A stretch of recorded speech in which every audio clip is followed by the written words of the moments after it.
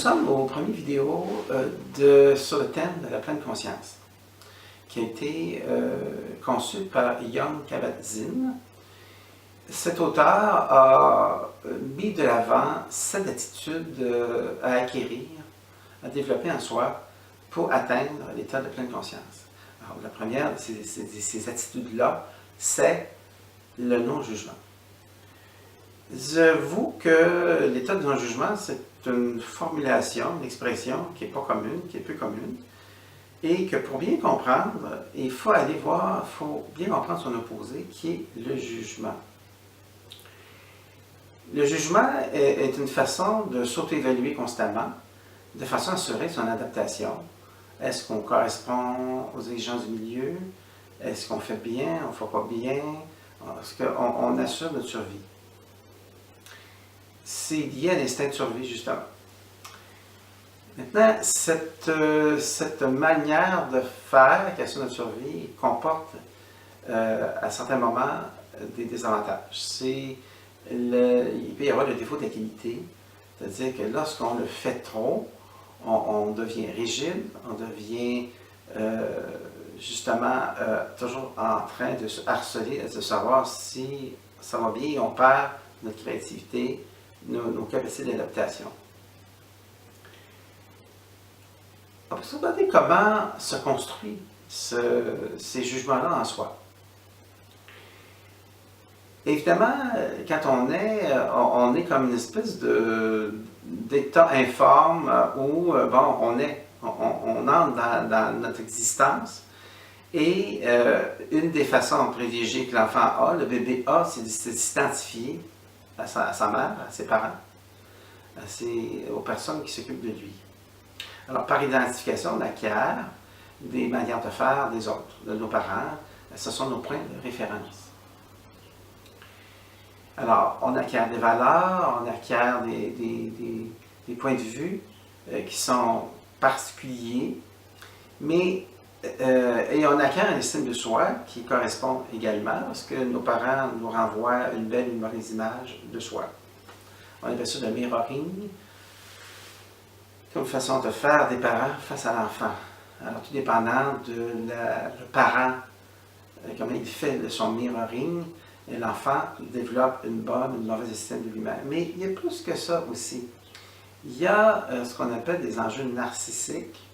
Rappelons que le mot narcissique vient de Narcisse, qui est un mythe, qui réfère à un mythe grec, où un jeune homme marche dans la forêt, contourne un étang, un lac, et à un moment donné, il se regarde son image reflétée sur l'eau. Et il trouve que cette image-là, c'est une personne qui est très belle. Il ne sait pas que c'est lui. Alors, il tombe en fascination, pas en amour, en fascination devant cette image-là, et il s'imagine plein de choses autour de cette image-là, et il veut correspondre à cette image-là, il s'identifie à cette image-là. Donc, les comportements de nos parents sont bien ou sont pas bien, mais on fait plus que ça avec. On les transforme, on les bonifie de façon à être fasciné par ces comportements-là que nos parents ont.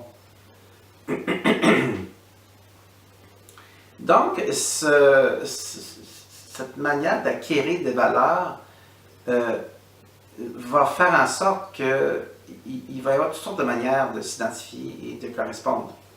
Et il y a un continuum entre vouloir s'identifier rigidement et un autre continuum, à l'autre bout du continuum, c'est celui qui s'identifie, mais de façon souple, créative, et avec plaisir, et c'est sa créativité. Mais revenons au premier bout du continuum, c'est-à-dire s'identifier rigidement. Alors, pour s'identifier rigidement, qu'est-ce qu'on fait?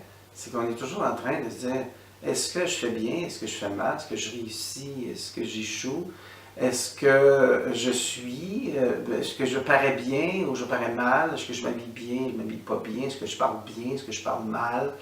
Est-ce que je fais une belle photo ou je ne fais pas une belle photo? Est-ce que je souris ou est-ce que je suis inexpressif. Donc, on est toujours en train de s'auto-évaluer et ça devient harcelant et ça rigidifie notre personnalité et on finit par vouloir correspondre à quelqu'un qui n'est pas soi.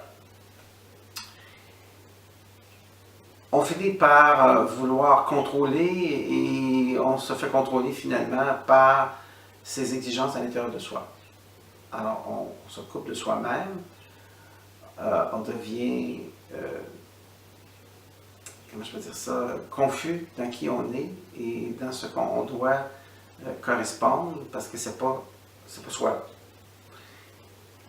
L'autre bout du continuum, c'est la personne qui est, qui ne se pose moins de questions à savoir est-ce que je fais bien ou je fais mal.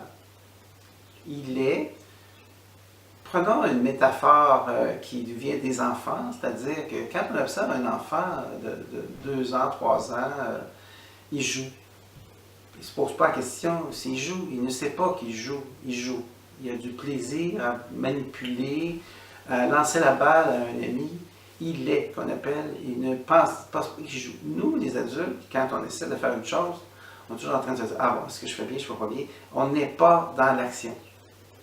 Alors, l'état de non-jugement nous invite à être dans l'action, sans jugement, comme un enfant qui joue, sans se demander s'il joue ou pas, ou s'il joue bien ou pas bien. Quand on est dans cet espace-là, et il y a des auteurs qui ont réfléchi, évidemment, et l'un qui est des plus éminents est Winnicott. Donald Winnicott, qui est un psychanalyste britannique, qui a beaucoup travaillé avec les enfants et les familles, et il a conçu, mis de l'avant un concept qu'il appelle justement espace transitionnel, qui est un espace de création où la réalité et les fantaisies se mêlent et là où on se permet d'être soi-même sans se justifier.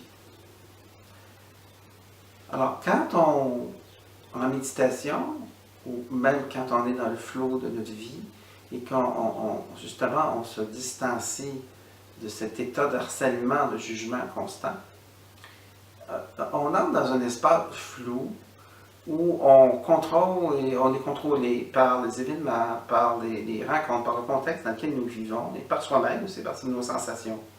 Alors, on est dans un espace flou, de non-contrôle. On est comme devant une espèce de vide actif, plein, régénérateur, devant lequel nous accueillons ce qui nous arrive, ce qui s'impose à nous. On est moins dans le fait d'essayer de correspondre à des objectifs précis, à des attentes, mais plutôt à accueillir ce qui survient. Alors, expérientiellement, on fait justement l'expérience d'une espèce de matrice créative, régénératrice. Et quand on est dans cet espace-là, on perd beaucoup moins d'énergie, on est beaucoup moins fatigué et on acquiert finalement un état optimal d'être. Et rappelons que la valeur la plus essentielle des bouddhistes, enfin de ces maîtres qui tentent de nous inviter à être plus, le détachement, on acquiert un état de détachement et d'accueillir sans jugement, justement le non-jugement, ce qui survient, ce qui s'impose à nous de façon créative et inattendue. Voilà, merci de m'avoir écouté.